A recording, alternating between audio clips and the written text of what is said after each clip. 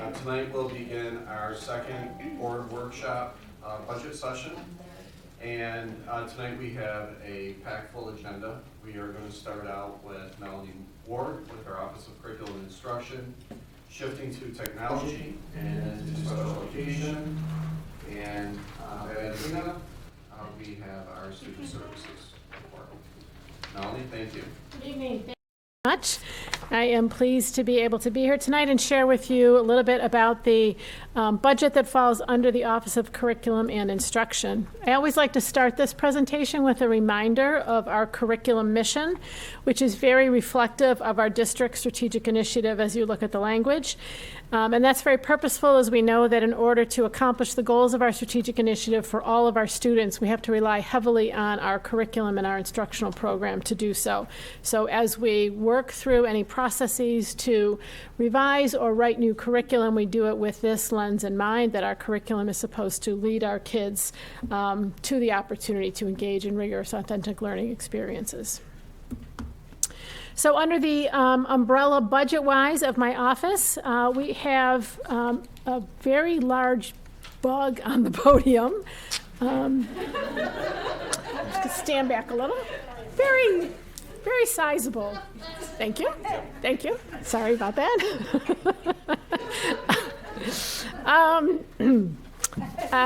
My office is responsible for oversight and support of our curriculum and assessment program. That includes our team of 24 standards leaders, all of the curriculum and assessment writing work that they lead.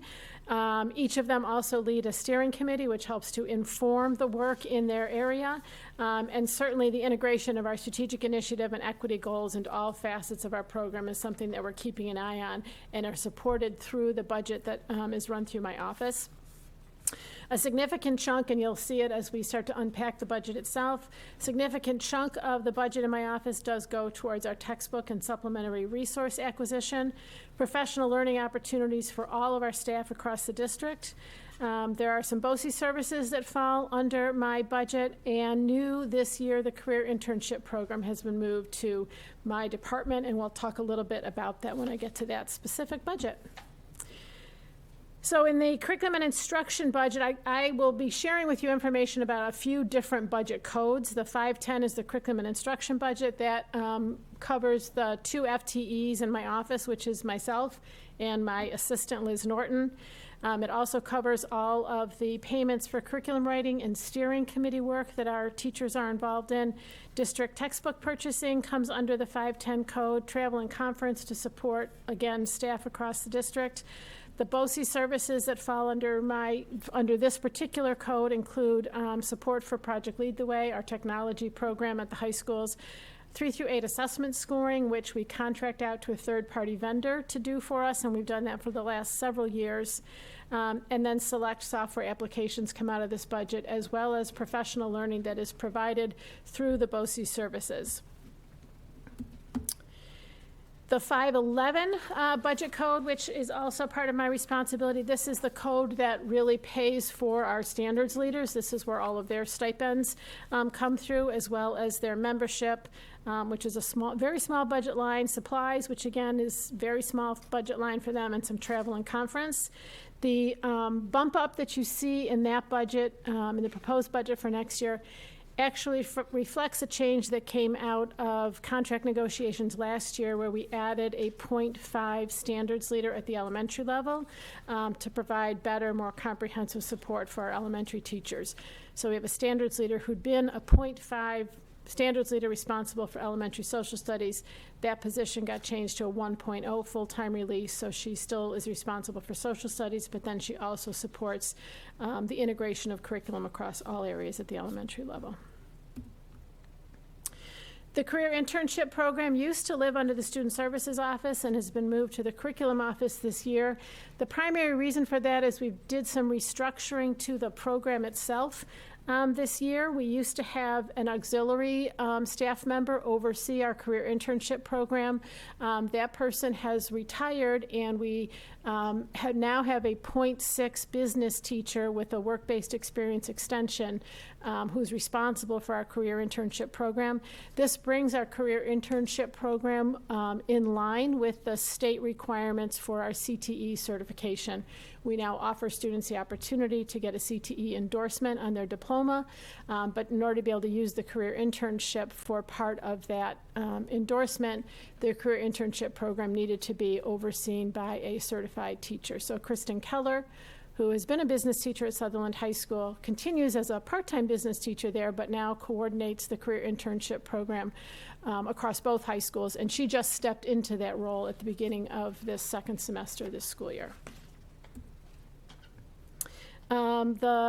The 470 BOCES code, which again falls under my umbrella, includes a variety of programs and expenditures, some of which are listed up there for you. Again, that big increase, that one big bubble that you see there, that goes back to the year that we came back from our temporary learning models, and we were planning for needing to use BOCES to provide remote instruction for a number of students that were going to opt to continue in that model. So that's what that big bump was, and we've brought things back down to a level place now. Summer school, this is a number that we put in at this time of year, never knowing exactly how many of our students will need to take advantage of the BOCES Cooperative Summer School program. And so we hold that number pretty steady, and usually we are able to stay well within what we've budgeted for that.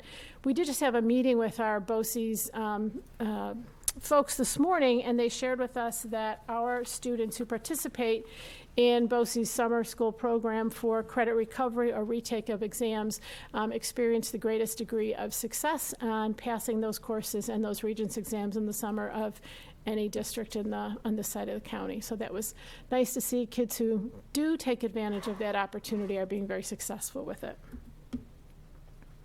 So these are those codes just kind of laid out all together. And then peeling apart the 510 budget category a little bit more so you can see how that money is spread out and allocated. You'll again see the largest proportion of that budget does go for salary, which includes not just my salary and my assistant's salary, but all of the payments for curriculum development and summer work that's done by teachers.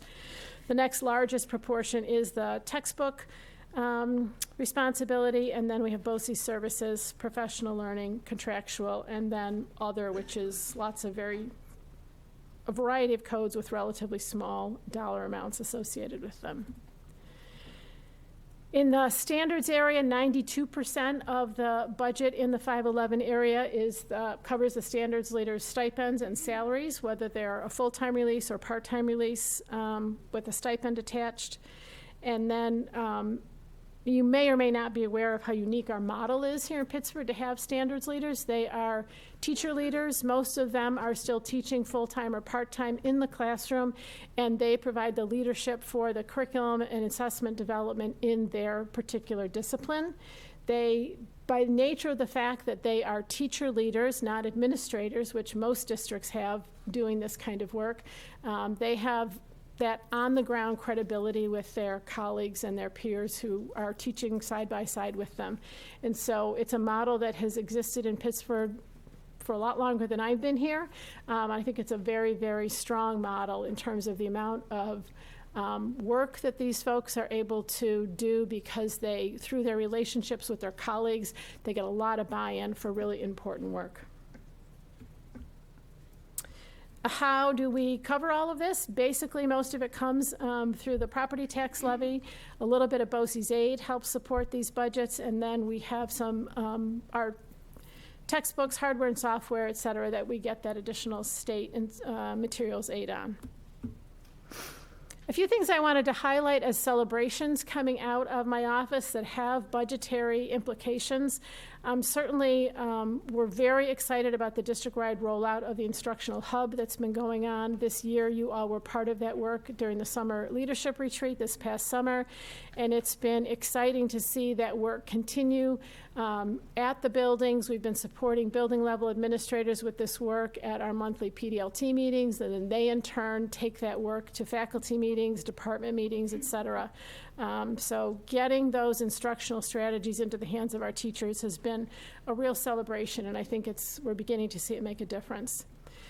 We're continuing to do a lot of work on aligning essential curriculum and instruction across building levels and grade levels, and particularly this year and going forward into next year, we're seeing significant work being done on elementary literacy, particularly as we look at integrating the science of reading research that's out there, and we're really needing to shift curriculum and resources to support that work.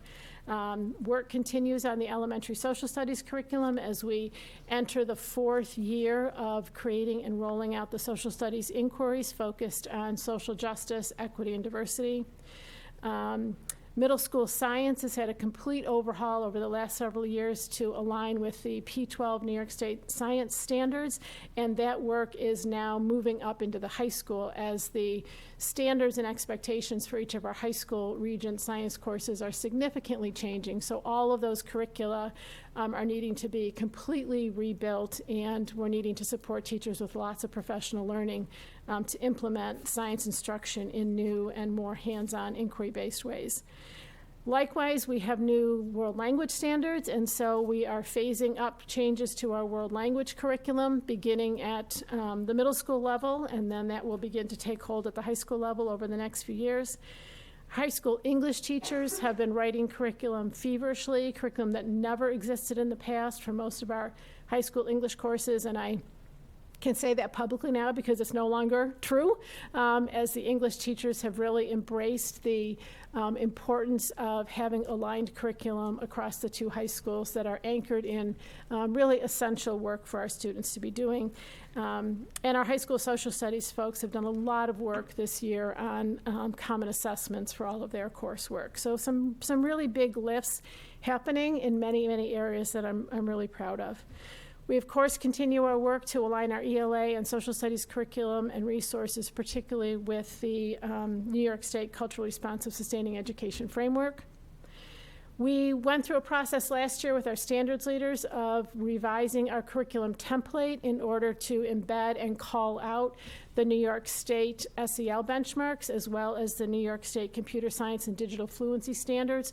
Both of those documents, both of those sets of standards are expected to be integrated fully, K-12, into all curricular areas and are the responsibility of all teachers. So we're looking for ways to meaningfully integrate those standards into our content area standards. The protocols that we developed over the last year to review all instructional materials through a diversity and equity lens are in place and are bearing fruition. Our teachers and our students have embraced our instructional technology tools, and I know that Matt will talk more about our one-to-one initiative and how we're continuing to support that work. And we're engaged in some really critical conversations around equitable grading practices, and I anticipate being able to share with you later this spring some changes to the secondary report card that are more aligned with those equitable grading practices.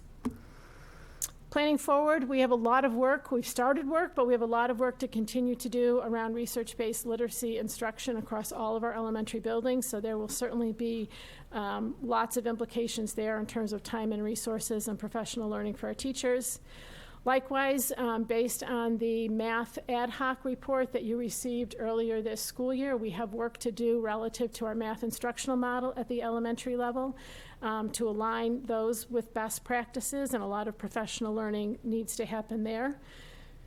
We will continue to work, of course, on aligning our curriculum to the New York State CRSE framework, and our science standards curriculum work now is hitting that high school. So the earth science course will change beginning next year based on curriculum work that's been done now, followed by biology changing, and then, of course, chemistry and ultimately physics. We continue to work, as I said, on the SEL benchmarks and the digital fluency standards. Lots of professional learning initiatives. You can see them up there to support all of this work and build capacity amongst our teachers and help them feel competent in this work that they know they need to do. But a lot of this is change for our teachers, and change is hard to embrace sometimes when you get on that gerbil wheel of teaching in September and you just keep going. You need to be able to pause and really give folks time to absorb some new learning. We, again, continue to support our one-to-one device initiative where, as of next year, we will be grades 3 through 12 all the way up through. Our high school colleagues are excited to know that they'll have all of their kids in their classes will have consistent devices in hand. And certainly the social, emotional, and mental health support for our students and staff continues to be a priority of all of our departments.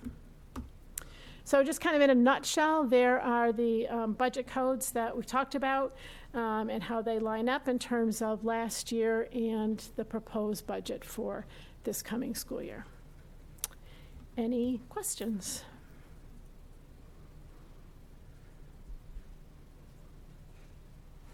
Okay, thanks. I think Matt's up next. Hey, Matt. We got rid of the bug for you. Thank you.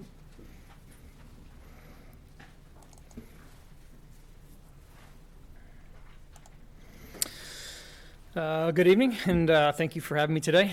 Today I'm going to go over the technology and instructional services as well as the BOCES support services budget. Melanie touched on a few of the things, but I'm going to continue to dive a little bit deeper into some of the additional items such as the one-to-one. Just as some background information, technology services, well, we're responsible for the support and the maintenance of both the technical and the instructional systems. I always joke with my team that if it plugs in, chances are we have our hand on it and we're supporting it. We work directly with teachers, staff, admin, students, and families throughout the district to really support the technology use. My team works extremely hard on providing professional development to make sure that the tools that we are using are being used effectively and and they have a good understanding of it. And we do that all with about 20 full-time staff members. That's myself, our administrative assistant, 10 technicians, 4 instructional technologists, 2 audiovisual assistants, 1 performing arts coordinator, and 1 print shop operator. Additionally, on the other side of this, and Melanie, you touched a little bit on this, is the BOCES support services. BOCES support services goes far beyond just technology services. It's what many of the departments are using beyond just technology. So WinCap is a business function, professional development, Infinite Campus, the IEP Direct, Family ID, Communications Alert Systems, web hosting, as well as Office 365. And a lot of those services will come through us, through BOCES. We have a lot of accomplishments, and we've been busy over the last year. This past year, we've closed, as of now, around 9,700 help desk tickets. That includes both students and staff members. We've support over 4,000 connections daily on our wireless network. We monitor roughly 300 million events on our network monthly, and we have a pretty good uptime and reliability. Additionally, over the summertime, a lot of the work that we do is behind the scenes, getting the students' one-to-one devices ready, putting classrooms back together, making sure they're ready for opening day. Additionally, as I mentioned, we do a lot with professional development. Microsoft Teams is a big one. The Ed Tech Camp, which is a pretty neat and new professional development where we work with teachers to do more of a mini sessions to kind of help teachers show how they're using it within the classroom. Melanie, you talked about computer science and digital fluency. We got a series that's dedicated to that to continue to roll out those new standards and try to get teachers incorporated into using those. At the end of it all, though, the biggest accomplishment is what it all comes together and produces, right? It's the teaching and learning and why we do what we do. So I'm going to step back and kind of let the video do some of the talking for a minute.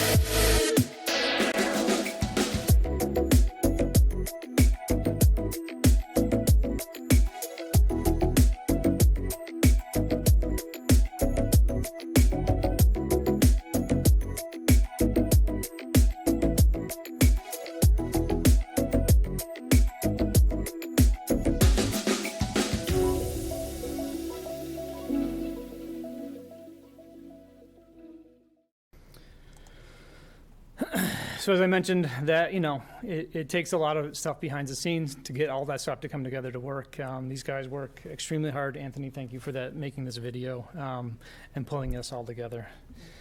But it does come with obstacles and challenges. As we continue to implement new systems, it's trying to develop that shared understanding of how does this stuff work. It's balancing the innovation with the safety and the security. It's also, as we move to the cloud, it's that expectation of 24/7 uptime, and then the long-term hardware replacement costs. That's really at the forefront of some of the budget discussion today. Our budget is supported through a couple different areas. The first, the categorical state aid for both hardware and software. We also have our purchases through BOCES that will generate state aid the following fiscal year. And we also have our technology reserve, which is our savings account that we have used for strategic purchases that will help supplement some of the general funds that we have. Additionally, we can also use federal E-rate money that can be used for some larger purchases that also will generate some additional revenue. So as we looked at our overall costs and what we needed to replace and renew for next year, we started to make a list of, some of the top priorities. And one being the one-to-one initiative, now that we are going into year 4 and will be completely 3 through 12 with our one-to-one devices. And we've got a reoccurring cost for grades 6, 9, and a subset of the elementary one-to-one devices. We also have teacher and shared devices. We have interactive flat panels that we've been continuing to move from the elementary to middle and now into the high school. And we're continuing to use cybersecurity tools and resources. And as you can see on the right-hand side, there's some pretty big price tags that come along with this. And a lot of these have been funded through grants, year-end, and other Smart Schools Bond Act resources. So we're really looking to figure out how can we start to build some of this into our budget to have a sustainable yearly budget adoption. So as you look at our technology budget for over the last couple of years, you're going to see this year or next year, 2024, is going into a rather large jump. And that large jump is specifically focused on 2 different areas. One is the one-to-one initiative. How do we continue to bring this into our budget to make sure we have this moving forward? And it's not something where we have to find money. And 2, the security and the cybersecurity initiative, making sure that we're continuing to keep our schools safe and that we have the uptime and we're doing everything that we need to make sure that teaching and learning can continue to move forward. And I'm going to break down the increase from last year to this year and the next slide, and we'll talk a little bit more about that. Additionally, on the right-hand side, you're going to see in the pie chart, the majority of about half the salary, half the budget comes from our salary. About a quarter is going to come from the BOCES equipment line, and then some into the contractual services, and then it kind of breaks down further. Matt, Yep. I don't want to lose sight of Yep. this graph because it looks pretty intimidating with the jump there. So just to reiterate, and I can't recall the year, maybe it was 2011, before that, right around 2011, our technology department really did not have its own budget line in our budget. It was a reliance on year-end funds to support the technology endeavors. So as our year-end funds are starting to shrink, and as we're going into the next couple of years of looking at budget reductions overall, this is our attempt to move technology, which is an extremely critical part of our students' learning, into the budget so that we have a forecast and a predictability around how technology will be funded in the future. Thank you. Well said. So kind of jumping in there to Mike, to your point, our budget right now, based on this year's current budget, is around $175,000 for our equipment. Our one-to-one initiative is much more than that. So in order to sustain that, we need to figure out a way to increase that. The 2 ways: one, we slightly increase the general funds, $200,000 for next year. But we also start to leverage some of the capital reserve funds that we already have that's available. So $500,000 in there. That's bringing us to that $900,000 price tag that we are trying to get to on that previous slide. All right, so those three, and we'll talk a little bit more about more of a 3 to 5 year planning at the next slide. Additionally, when we talk about cybersecurity, we want to continue with the funding that we've been using through a lot of grant funds to continue working with the various cybersecurity tools and people that we've been working with. So you'll see an increase in general funds there as well. Looking at the multi-year outlook, you're going to see that we have down below the technology reserve balance. And as we start to draw each and every year from that technology reserve balance is going to start to be depleted. So in the 2024-2025 school year, when we start to leverage that $500,000, what's in there then starts to go down for the following year, and so on, and so on. And eventually, like anything, as you continue to deplete your savings account, you're not going to be left with anything. So by the time we get to the 2027-2028 school year, we need to figure out, do we replenish this overall technology reserve, continuing to put money into it, or do we continue to increase the overall technology budget to continue to fund that one-to-one initiative? So while we see an increase, a good portion of the increase is coming from the technology reserve that we're pulling from. That's money that's already there. Here's the other nice thing about this. If we fund it, then we can have a more predictable BOCES aid return, right? Because we're going to buy these devices through that BOCES COSER, and then that returns the aid. So when we looked at our last workshop session, that BOCES number seemed lower, right, than the previous year.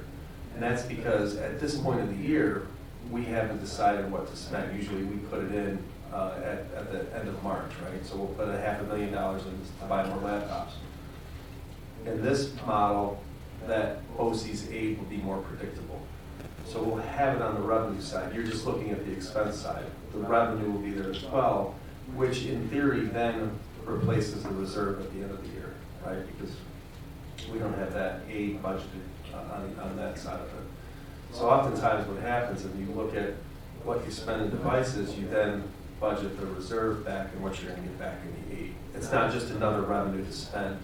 It turns into this replacement plan. And the only thing you're really funding then is the difference between the dollar that we spend and then what we get in BOCES aid, which is roughly, about 45 cents on the dollar. Thank you. So moving past my general budget and looking over at the BOCES support services budget, again, that's supporting things outside of my department, that's supporting through many of the departments that are leveraging that. And looking at that, we are forecasting roughly a 6%. It was pretty flat last year. So we are anticipating around a 6% increase to some of the services as well as some of the products that we're leveraging as just annual costs go up for maintenance and renewals. Kind of breaking this down, like I said, as we started to develop the budget, it was to be a little bit more transparent and let's make sure we're building a budget that's going to support our one-to-one initiative. Let's get to that point where we can front load this and not have this at the end of the year, developing the aid that we're going to get from that so it's a little bit more predictable. And it's also that continuing to fund the cybersecurity tools and the resources that we've been leveraging over the last several years with our CIO to develop really strong practices here across the district. And as we look at these, you're going to see that, like I said, the majority of that money or change is going to come from that equipment line, which is the devices.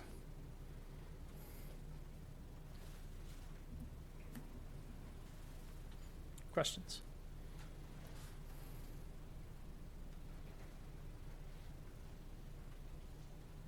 Okay, thank you, Matt. Moving on to special education.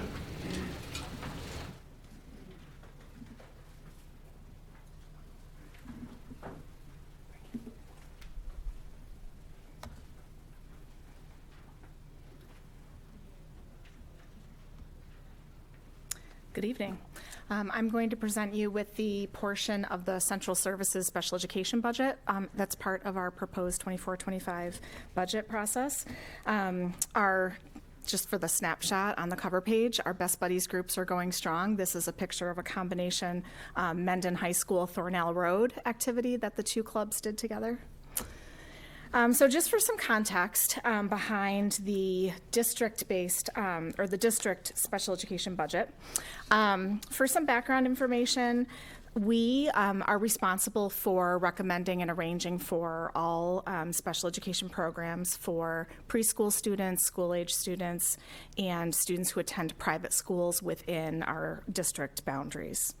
As you're aware, we do work to foster an inclusive culture, so we also provide supports in general education settings as much as possible, as well as supporting other inclusive clubs and activities. The salaries for the majority of our special education providers, which includes our teachers and our paraprofessionals, are included in the individual building-based budgets. So what you'll see here are the central services areas, which I'll show you.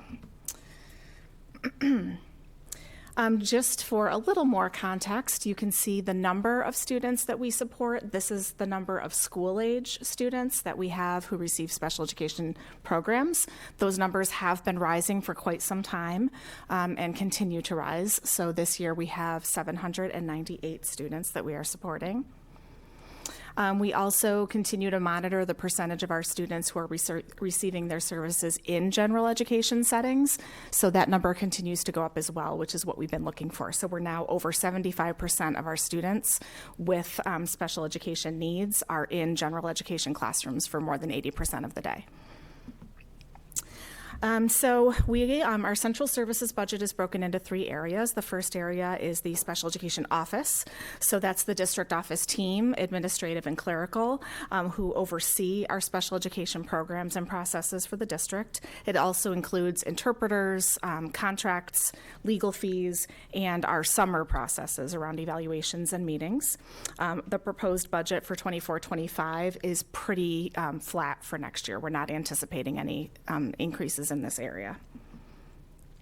The second area that it comes from the central services budget is our speech language pathologists and our adapted physical education teachers and their services. So this covers just over 13 speech language therapists and between 3 to 4 adapted PE teachers. Those numbers, the PE teacher numbers, fluctuate during the year based on individual student needs for physical education supports. This also includes the supplies and materials for both of these areas, as well as we do reimburse our speech language pathologists for their licensing fees because that allows us to reclaim some Medicaid funding for some of those services. This area is anticipated to decrease slightly just as a result of the projected salaries for next year. The final area, and is the most significant area for central services, relate to outside placements and services. This covers all of our BOCES provided special education services, which are both programs and also all of the physical therapists and occupational therapists that we utilize within the district come from BOCES as well. So they're also included in this area. This also includes BOCES services for students who receive special education services attending the private schools within our district boundaries. So we utilize BOCES teachers and providers for our private school students. That's also included here, as well as our New York State approved private special education schools. So this covers a very large area. You will also see that this is the area of the 3 that we are projecting an increase in next year's budget. Primarily the result of this year we received state ed guidance based on an interpretation of a court case in the Northeast region that requires public schools now to program for students until age 22. Rather than the end of the year in which they turn 21. So we built in to next year's budget, assuming and planning for our 21-year-old students who would have left school this June to continue on for another school year. So that's where you will see that increase. In addition to the budget revenue, we also, special education has a couple of other sources of funding to help support our programs. One is in our federal grant. We don't receive these allocations until later in the school year, so we don't know what they are now for next year, but you can see the history. So they this funding source stays fairly consistent for us year to year.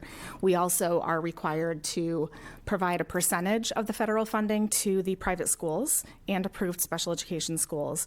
But this also helps us to support our CSE functions as well as specialized services and equipment for students. We also do receive Medicaid reimbursement for some of our related services, so that would be speech therapy, physical therapy, and occupational therapy. This number fluctuates year to year for a variety of reasons. Last year, we received just over $75,000. That was about $15,000 less than the prior year. There's a cost settlement process that the Medicaid unit goes through, and some years we receive some additional funds that way, and some years we do not based on our expenses. And finally, the greatest source of revenue that we receive that helps to support special education programming is through STAC, Public High Cost and Private Excess Cost Aid. And you will see that last year we received over $960,000 in that particular area based on the claims from the prior year. And that was a very significant increase over the previous school year because the previous school year's aid was coming from still our COVID hybrid year where our expenses were a little bit different. So we're starting to kind of balance back out to where our aid typically falls for this area. In terms of just some successes and accomplishments for our department, as you saw in one of the first charts that I showed, we do continue to show an increase in general education access for our students with disabilities, focusing on the services that we provide, such as consultant teacher services in those settings. We also, this year, were able to increase our district assistive technology consultant to full-time through our federal grant, and that has been a really key support for our students and a great partnership with the technology department. In addition, we, as everyone else, faces staffing problems with accessing the number of providers that we need, and we've continued to be able to provide all of our required programs and services even during this challenging hiring time.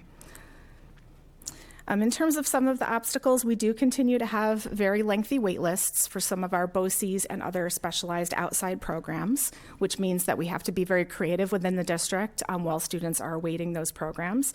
We do continue to have staffing challenges, and while we're proud of the fact that we've still been able to support all of our students through those, that does come at a cost at times in terms of needing to contract with private agencies and providers to help us, and that's something that we need to be on the lookout as we continue to plan for the future as well. And then finally, I talked about just the increase in eligibility for our students is good for students and good for families, but does have a budgeting impact for us. So in summary, this is the central services budget for special education. Overall, 4.72%, primarily due to the outside program increase. Are there any questions? Okay. Thank you. Last, we have student services. But not least.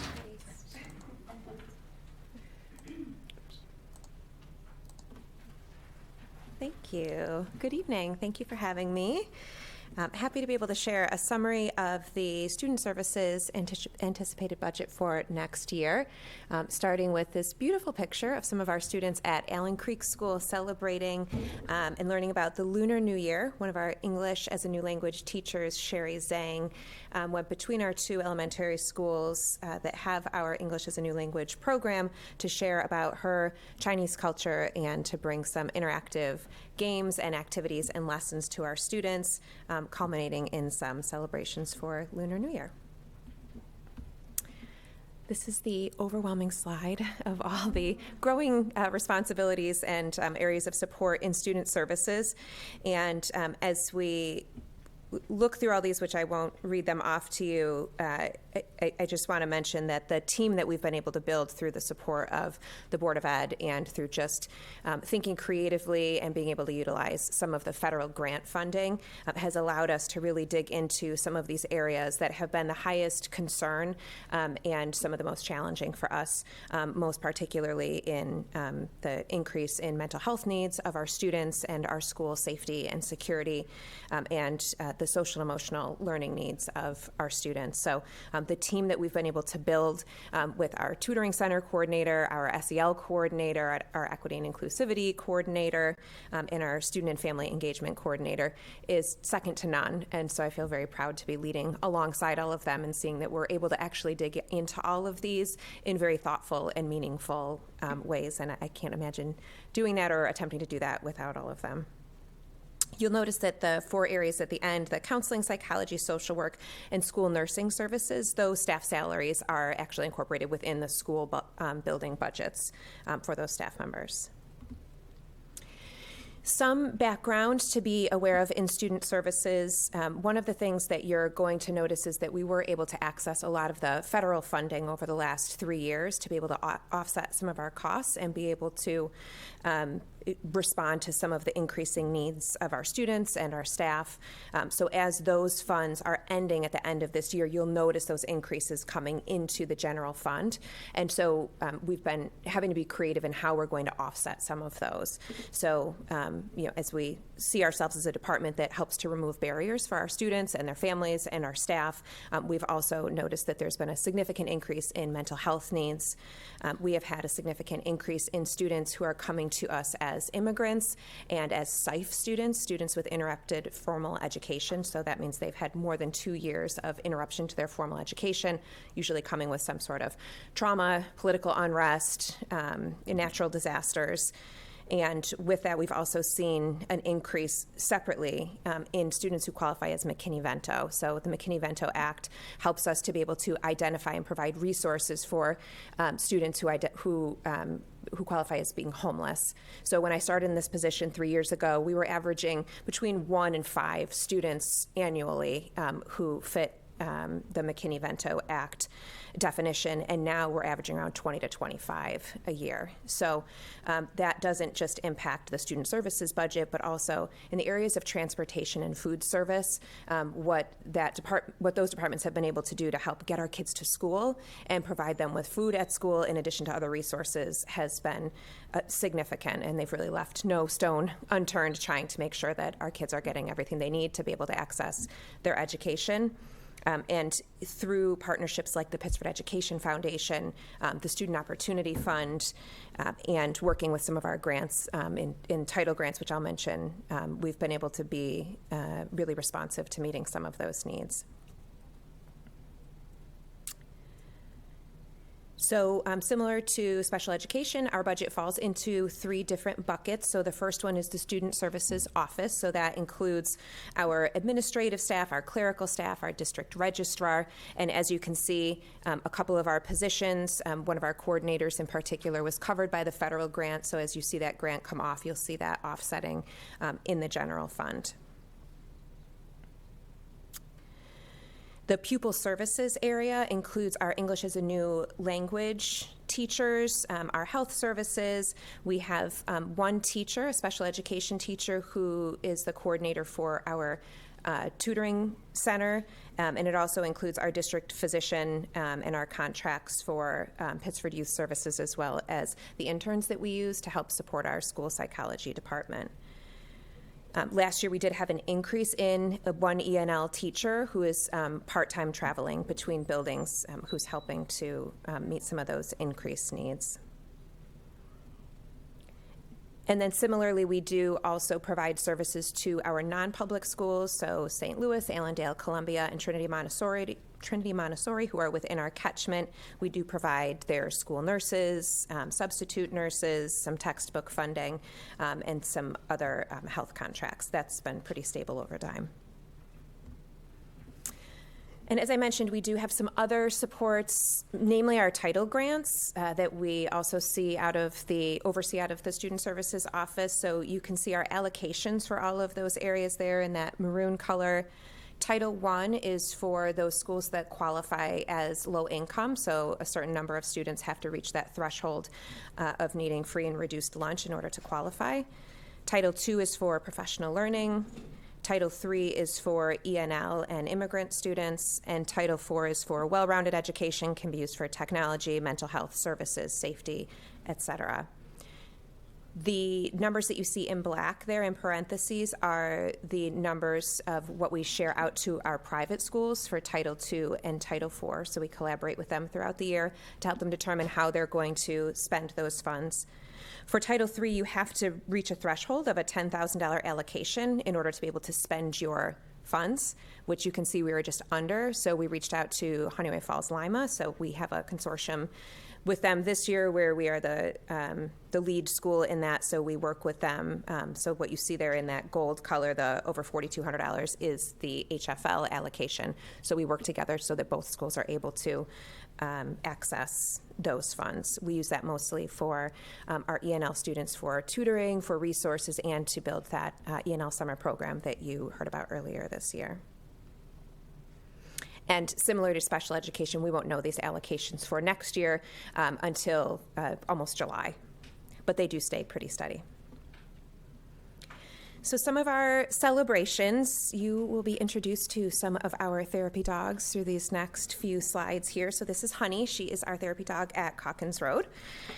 One of the things that has been a huge celebration for us this year is the creation of the district SEL committee. So last year, we were able to take what was the district wellness committee, and our work over the last couple of years has really been around social and emotional learning and wellness for our students and our staff, but realizing that that really wasn't within our charter and we didn't have the right people at the table. So instead of the district wellness committee, we have replaced that with the district SEL committee. So we're looking forward to coming back to you all this spring to be able to share a vision statement that was just created and some of our goals for our first couple of years. One of the things we've been doing to help offset our costs and try to be more creative with some of our limited resources is really look at our current positions, and through attrition, when a position becomes available, really looking at what are the best ways that we can use that funding to be able to serve our students. So an example of that is our new student and family engagement coordinator. We previously had a prevention coordinator who was an auxiliary staff member, and through some conversations with that person and through collaborating with PDTA, we decided that the needs of our students were really showing that we needed more acute support for families who needed direct connection to resources. And so we were able to hire a certified school social worker in place of that prevention coordinator at a savings to the district, which really allows us to have more direct support to our buildings. She is the secret sauce. She's running around to all of the buildings. She's in homes. She's helping to connect people to resources, the types of things that's just really hard for our school mental health staff to be able to do in the time that they have. We've also been able to get creative with our tutoring center. So as you see that growth in the tutoring center position, we have been able to offset that with not using BOCES for tutoring any longer. Even the few referrals that we still have left out at BOCES for students who can't get into the tutoring center, they are often going unfilled. So students will be without tutoring for sometimes weeks at a time. So when we see all the kids that we have in our tutoring center, if we didn't have that resource for our students, they would be at home without access to their education, and they're with us for a variety of reasons. And so we've been able to use some of our title grant funding to bring in more tutors to be able to help, so kids are getting more one-to-one support. We can bring more students in and just get creative with the types of ways that we're supporting them. And we're really seeing that students that were previously out, particularly for mental health reasons or school avoidance reasons, where they weren't coming to school before, and we were hoping they would get a BOCES tutor, and it wasn't working out, and they were out sometimes for the entire year. Now we're really working to get them back into school because they're getting up, they're coming in, they're going into the tutoring center, they're having conversations with other students, they're interacting with other adults and teachers and staff from their schools coming over to meet with them. So those are the types of things we're seeing that we hoped for, and that it is really shows so much more progress than any dollar amount could ever show. This is Clover. Clover's at Mendon High School. Some of the things that, just a couple things to highlight, I won't read them all to you. Some of our community engagement events are power hours. We have one coming up next week on Tuesday, but also things like our ENL Thanksgiving festival that we had this fall was so important, and those of you who were there know that just watching people in their pride and bringing their food and sharing their culture with each other in that way was something really powerful through our ENL program. So we're really proud of that. And one other thing to highlight, our continued and growing partnership with the Monroe County Sheriff's Office has really changed the way that we do business. So in addition to being part of our threat assessment teams and coming with members from the Office of Mental Health through the county, every other week they come and meet with us. We also have additional sheriffs coming into our schools on a weekly basis just to be a face, just to be in our schools, to get to know the layout of our schools, and to get to know our kids on a personal basis, not when there's anything going on other than them just being here and making those connections. So we're very grateful for that ongoing partnership. And planning forward, this is Maya. You all met Maya at the Sutherland High School breakfast. We are really using our tutoring center, our student and family engagement coordinator, and really the creative thinking of many, in particularly our high schools, to start looking at some alternative approaches for some of our students at the high school level that are just struggling to be successful within the confines of our regular school day. So looking forward to doing more of that and really thinking differently and thinking outside of the box for students and helping them reach their goals. You have heard about the equity walks that happened at our secondary schools through Progression Partners, and those were just wrapping up, and we're looking at that data and making plans. Orlando Benzon is our equity coordinator, and he's already taken that protocol and is working to develop it into a way that it doesn't become such an event, and we can continue to do that in all of our schools in an ongoing way so that more of us can learn what it actually looks like visually in our schools when we have these equitable environments. So we are very excited to continue that work.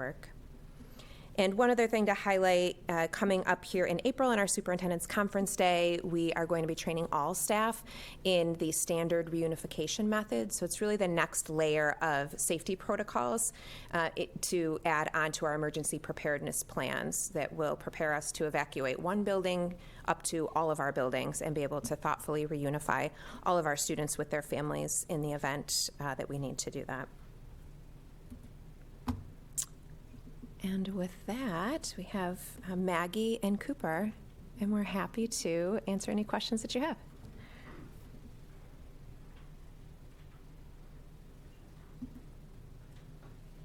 Thank you, Sharon. Okay, thank you. And we'll conclude our budget workshop for this evening. Look forward to our budget workshop number 3 in a couple weeks. Thank you.